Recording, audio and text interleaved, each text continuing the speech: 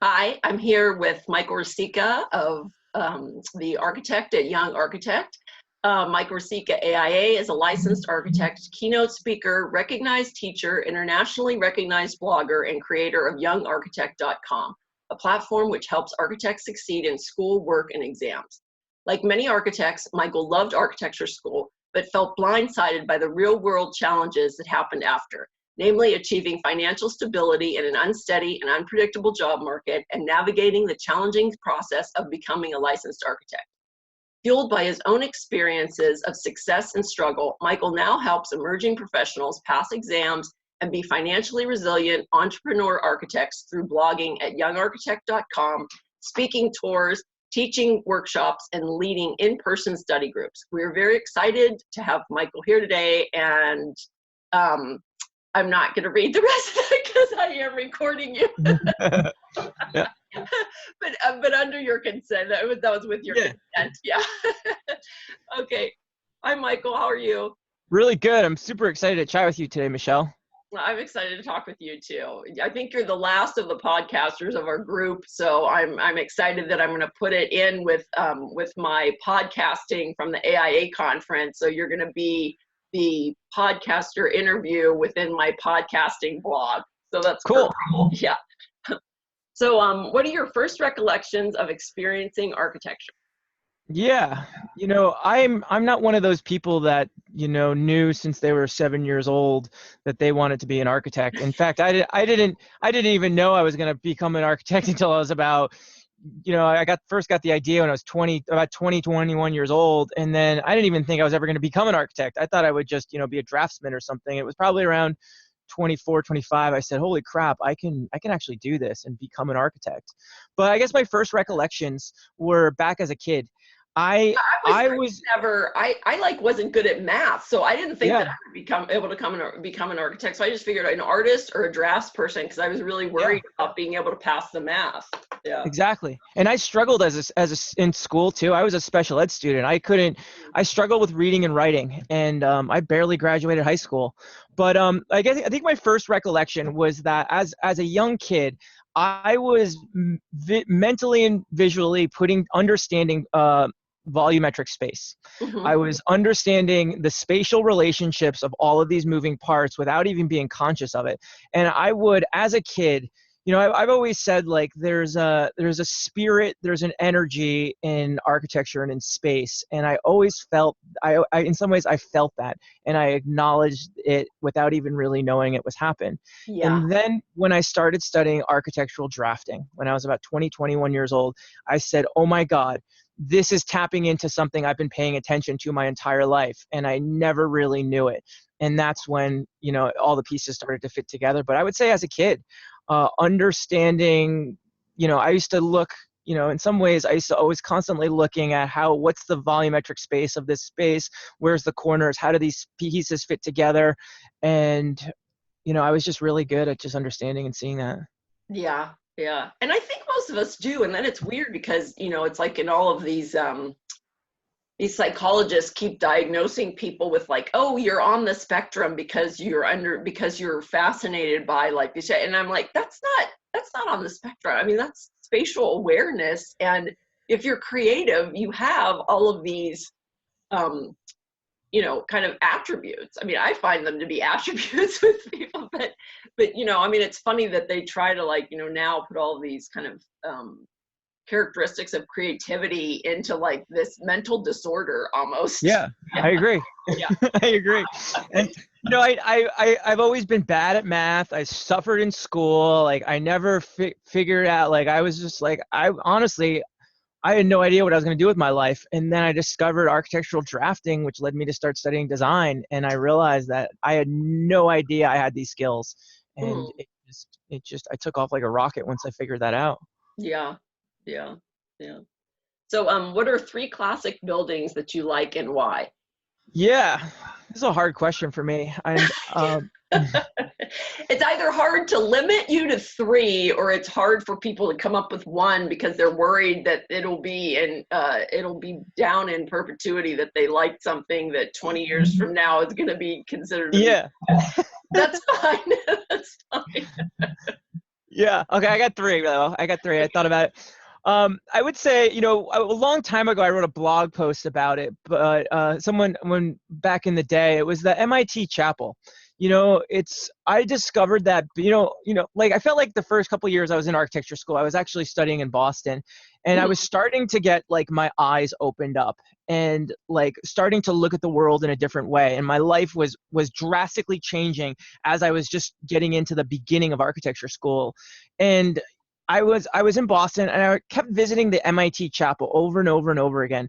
And it's just this little cylinder inside this pool of glass, and the light just reflects through the water into the space. And it's just such a simple, easy little structure and it's so peaceful and sacred in the middle of this insane city. I've always loved that building for the simplicity of what it is, by Eurosarian. Yeah. My second building is, I want to say, and people are probably gonna make fun of me for this one, I'd probably say like the Altes Museum in Berlin. I did a summer abroad, and I visited a lot of museums, and I visited a lot of architecture while I was in Germany. And I don't know, it was the Altes Museum. Like I rode my bike over there. We went through the museum. It was a beautiful art exhibit, and then I ended up studying it.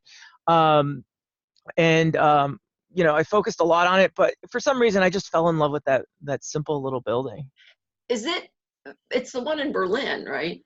Yeah, it's the big East, classical. and the big classical one. Yeah, we actually went there because I studied abroad, and we went with a study tour to but of course, this is back when there was West Berlin and East Berlin, and so you had to exchange a certain amount of money, and then you could go into East Berlin, and then I forget how. Everything was super cheap, right? So it's like you had to exchange like $25, but you couldn't find anything to buy there that, it was just because everything was just so cheap.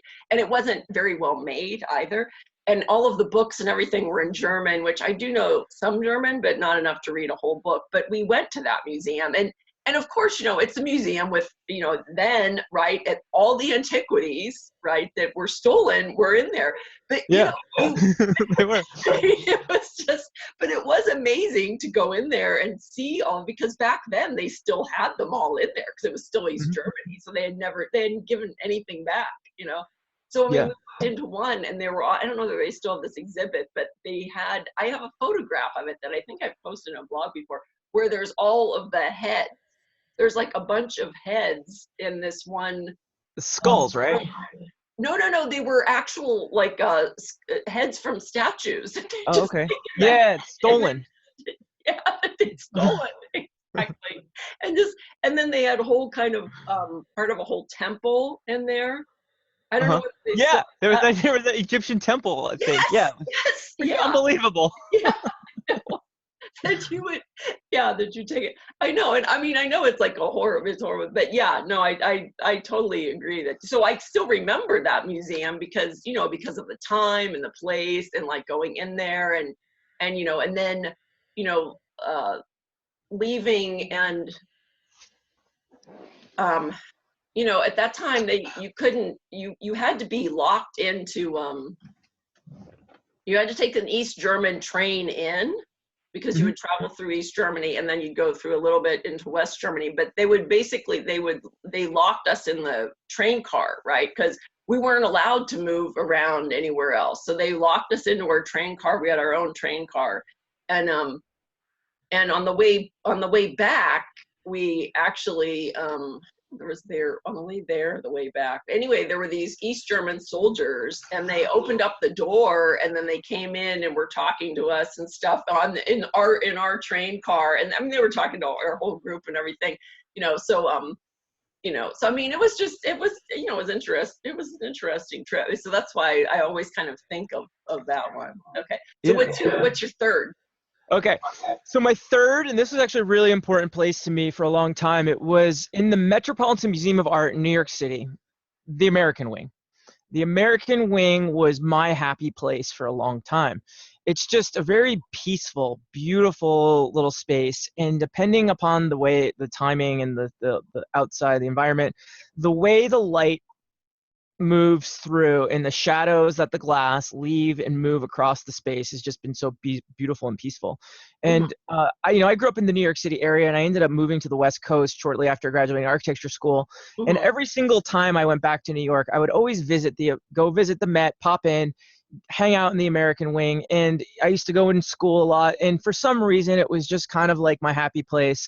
And it was where I would go to journal, to brainstorm, to come up with great ideas. And it's just a special place to me. Okay. All right. And I'll post photos, unless you have photos. I typically like post photos that I just find in the image, or if you have photos of it, then you can send me those photos. Yeah, it's all good. Yeah. Anything Google gives you is probably perfect for this. Yeah. Google image. What do you like about being an architect? Yeah, I think what I love most about being an architect is that this profession is so vast and wide, and there are so many different aspects of architecture that fall under the architect umbrella. I mean, in architecture school, I studied for many years. I studied design and history and theory and the fundamentals of space, and really put along a lot of things together. And then after school was over, I got into the practice of architecture and how do we execute these buildings and building codes and learning the business. A lot of the stuff I'm doing now is, I'm now helping create licensed architects, and I've kind of shifted gears, and I've actually been kind of playing a little bit of a role of the professor at this point with helping people pass their exams. Yeah. And there's so many different pieces of architecture. And what I love most about this profession is that regardless of what your skills are, we all have different skills and things we like to do and things we don't like to do. I've always felt that underneath the architecture umbrella, there's room for everyone. There's room if you like to do BIM and do drafting and modeling, and that's your thing, then awesome. There's a place for you, or rendering, or managing projects, or all of these different pieces. The fact that this thing is so vast and wide has always been it's always kept me interesting. There's been a lot of ups and downs in my career, and it's never been a straight line from point A to point B.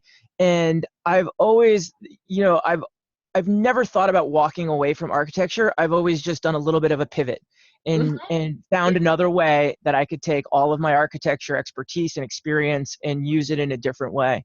And that's been huge for me. And I think that's good to just to keep people motivated in architecture, because a lot of times people, they leave architecture just because they're working for some big firm. They feel like there's some, cog in a wheel, and they're just like, their individualism is not showing up, and they don't feel like part, or they don't feel like they're happy, but, because they're not being successful being in this corporate firm. And, it's like, I like to say, like, oh my gosh, there's this or people, a lot of architects that are working in corporate firms, they might say, oh, a person that's doing residential architecture, right? You're at like the bottom of the, you're at the bottom of the architecture world if you're doing like residential architecture, and then you're at the top if you're doing an airport.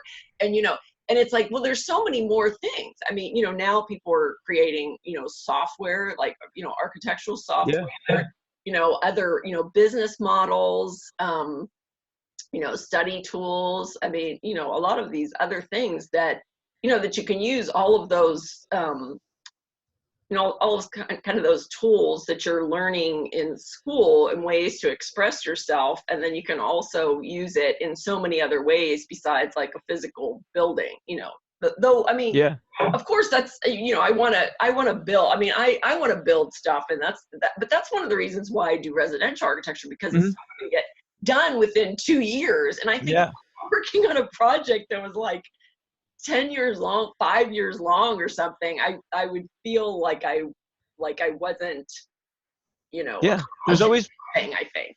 There's a lot of ways to grow and morph and change this thing. I want to add one more thing onto this answer, Michelle. Okay. I got into what I love about architecture is it's a lot of hard work, and it's not easy. And that was what inspired. That's a big part of why I chose this career. Is it's hard work. Yeah. It's really, it doesn't make that much money practicing art. If this was about making a lot of money, this isn't the right decision to make. Yeah. But because it's a lot of hard work, I got into architecture because I want to work.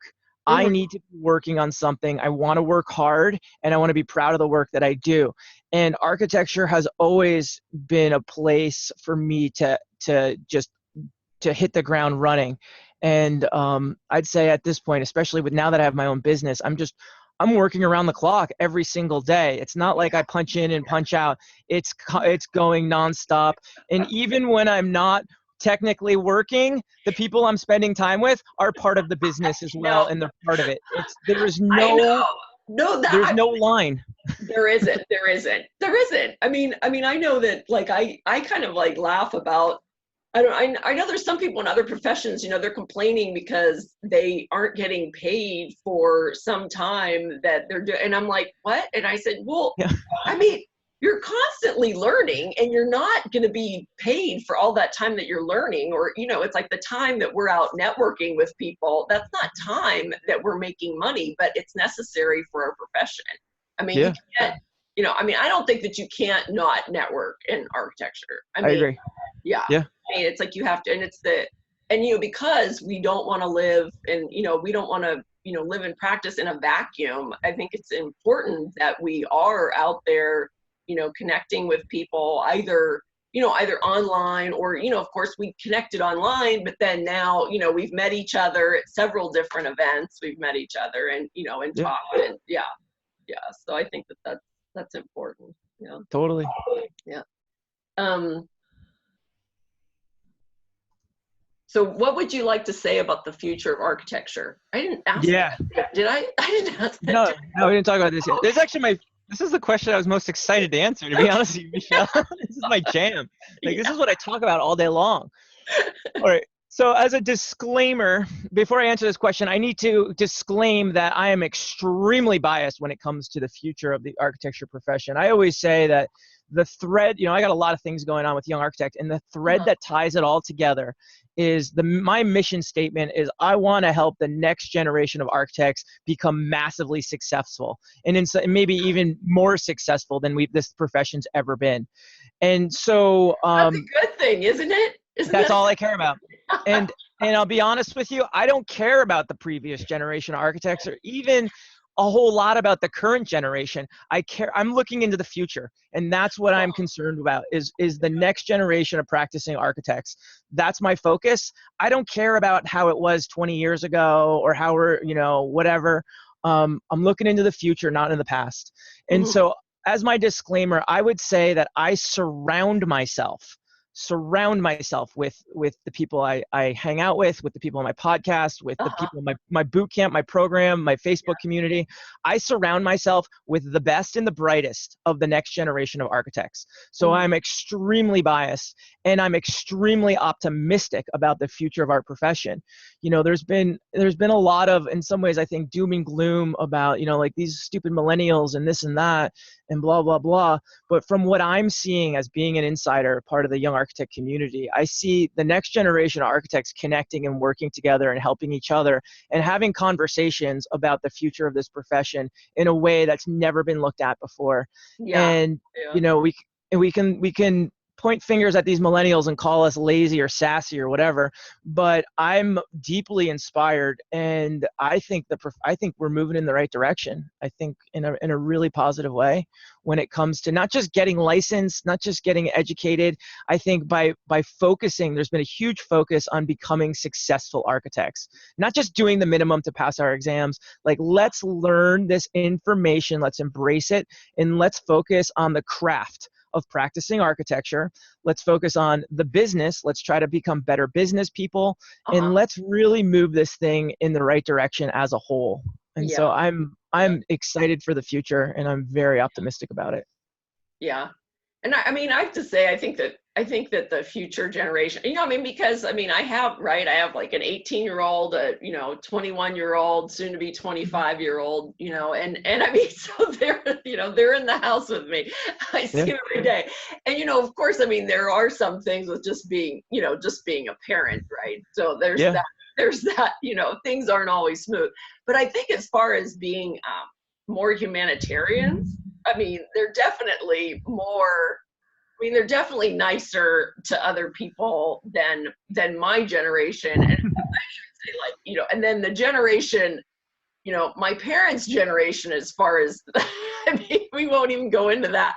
But I mean, I think it's just funny because, my parents were, they were, right, they were 60s parents, so I kind of think it's interesting the way that they went from like this 60s ideal to the, and I mean, I'm not talking about my own personal parents, I'm talking about their generation more, but, they went from the 60s ideal, and then where they ended up. I mean, it kind of seems like it's kind of this thing where it's like, oh, I got mine, so it's like you're gonna have to get yours in whatever way, and it's like I don't think that you're, I mean, I don't think that you're getting the education that you need, or you're not getting the better job. It's like, why do I have to help out any of these people? And I mean, that part, it seems, and I mean, maybe, the 60s generation was more of like a selfish generation, right? I mean, maybe that 60s movement was more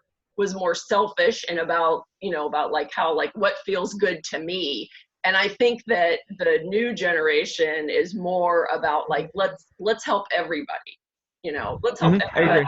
What is going to feel good to that person? And I think there's definitely more empathy with this next generation than there has been with the previous ones. I mean, Yeah, I would say one of the biggest things I'm seeing with the next generation architects, and this is one of the biggest traits out of all of them, is that rather than always looking up for mentorship and looking at our predecessors, the next generation of architects is mentoring each other, and they're working together with this "we're all in this together" attitude, and it's been really inspiring to see. And I'm 39 years old. That was not happening 5 to 8 years ago when I was studying for my exams, the way it's happening today. And it's just, I found it super inspiring. And that inspiration that I'm seeing from everyone else has been inspiring me to just keep working harder at all the young architect stuff. So yeah. I mean, I think that we did, I mean, with the Cal Polys, I think it was more of kind of a thing like, okay, this is how you do, like after school, like you study. And so people would study. I mean, we'd pass the books around because there wasn't that much information out there, right? They would be the things that they told you to study. And then there would be these books that we would just, go to, Kinko's and just copy, you'd copy all of the exam books and you would just like pass them around. And then when the new version came in, because, right, there wasn't the internet, there wasn't any of that. There were some seminars, but like I only took one seminar. I think that was for site design. And then, then we got the California supplemental exam out here. So brutal. That's yeah,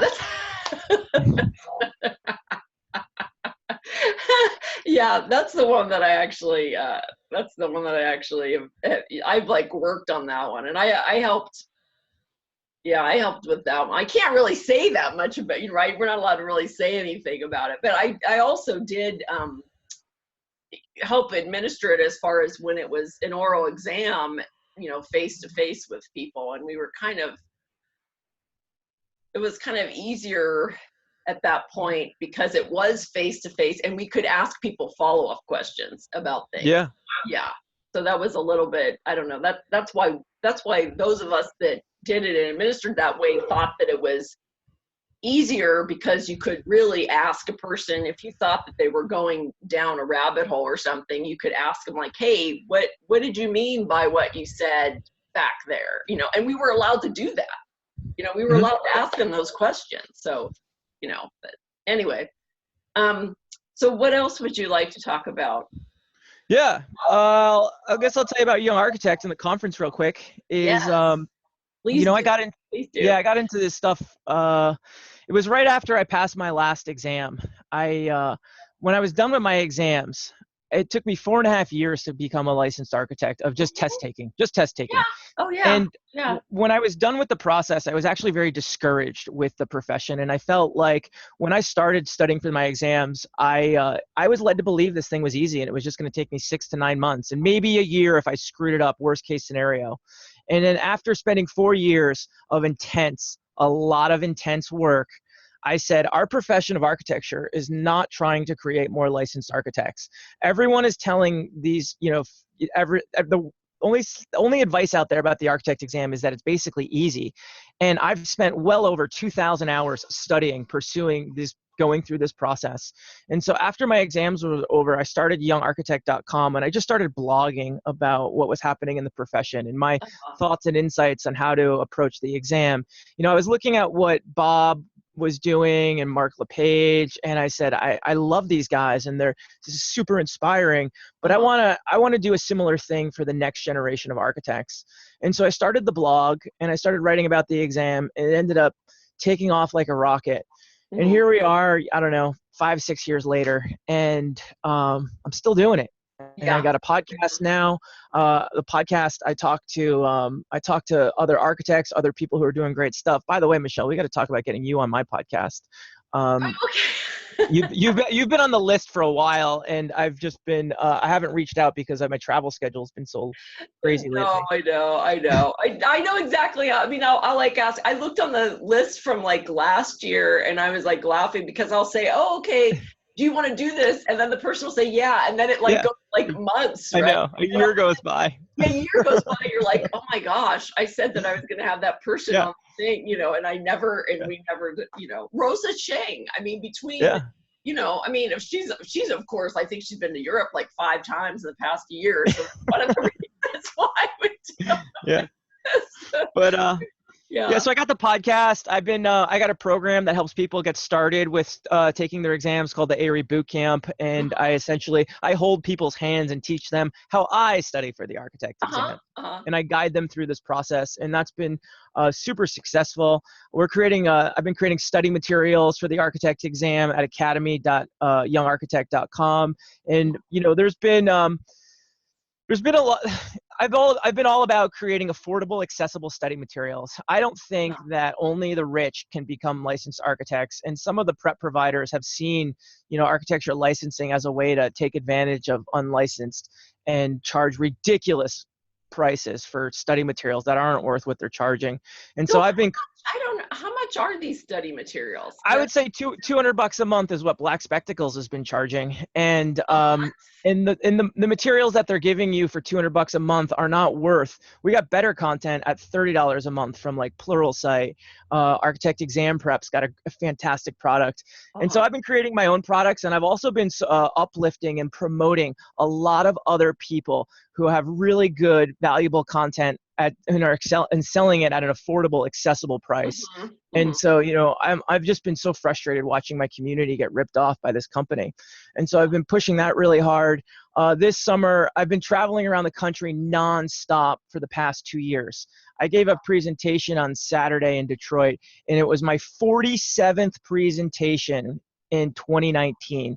What's today's date? We're at the end of June. I've spoken 47 times in 2019. And so I've just been driving around America with my dog and talking to young people about entrepreneurship and getting licensed and being more successful.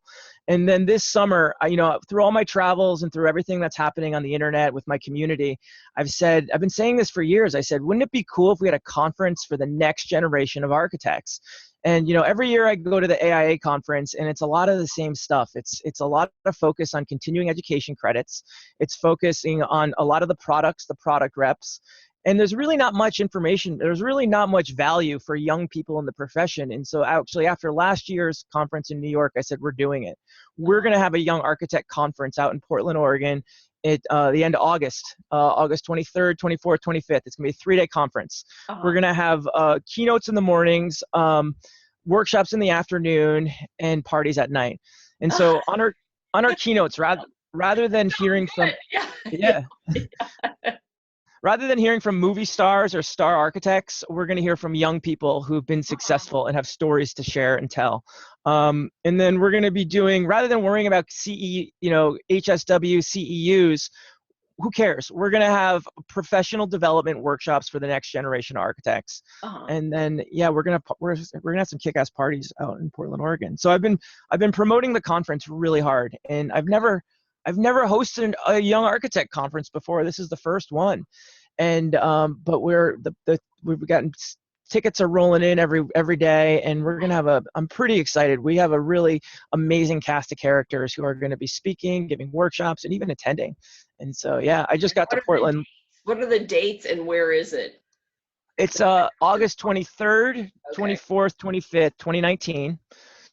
And it's out in Portland, Oregon. Rather than, and it's another thing, rather than being in the basement of some stuffy conference center hotel, I rented out this beautiful venue. It's called The Red. It used to be an old sheet metal factory. It's this beautiful warehouse space that's been seismically upgraded, and it's just really, really super awesome. And so we're gonna do the whole conference there. We're planning on a 250 person conference, and we've been selling tickets to kind of work our way towards that. So. Yeah. No, it sounds great. That's right. Yeah, I think it took me probably 5 years to pass the exam because, back with us, it was only offered once a year. Yeah. Right. So I just took all of them the first time and thinking like, okay, how many will I pass? Will I pass any? Will I pass? I didn't think I would pass all of them because I'm not a great test taker.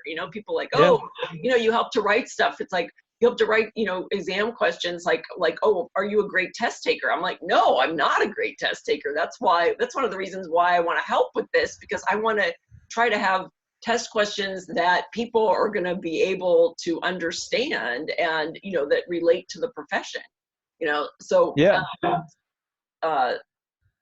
So then I think I passed half of them the first time, including building design. And then I just kept on taking it. And I'm pretty sure I took general structures. I think I took it 3 times before I passed, if not more. I'm not even sure. Yeah. But go ahead. I was gonna say the architect exam, when they shifted it to not being a once a year thing with a group of people and they made it an online computerized program, suddenly it became this self-guided studying process without any clear direction and no deadlines. Architecture people need deadlines. If you tell me something's got to get done, it ain't gonna get done unless you tell me when it's got to get done by. And so that became a huge barrier with people with getting licensed. And in some ways, my role in all of this has been to give structure and guidance and the self-guided study process. Let me guide you and navigate you through this process. I'll give you some deadlines. And the architect exam, as much as we don't want to admit it and we think architecture is all about buildings and this or that, architect exam is a highly emotional process that a lot of people just disregard. And you work your ass off and you study for 12 to 13 weeks and you learn all this information, and then you take this test and you think the test goes really good, and you find out at the end of this test you didn't pass it.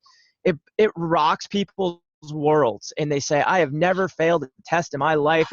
I worked so hard studying for this thing. And a big part of what I've always done is saying, it's not about not failing. It's everything about passing all these exams. And so I always say to everyone, we got failing's part of the process. You'll get there faster. You'll finish these things faster if you can accept that failing is what we have to do to get to that finish. Yeah, and failing is part of that. I've had people say, well, I've never failed anything in my life. I'm like, well, I guess you just did. And I said, but you just, it's like you can't go through life being afraid to fail, or you'll never move forward. It's like you'll never try anything that's like new, innovative, because all of these people that have done, that came up with an innovative thing, it wasn't like all of a sudden one day they came up with that. It's like they went through a lot of iterations of that process before they finally came up. Maybe you only hear about the end result, but that doesn't mean that they didn't go for years, right, without failing first. Yeah, totally.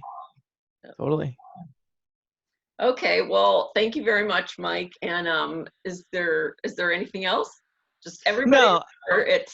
And then how do we get out? Do they go online to Young? I'll post the link to it to in order to register. So the conference is at conference.youngarchitect.com. Okay. I would say go to youngarchitect.com. All roads point people in the right direction. That's kind of how I use it. It's kind of like a wayfinding thing. Just go there and it'll point you in the right direction. Okay.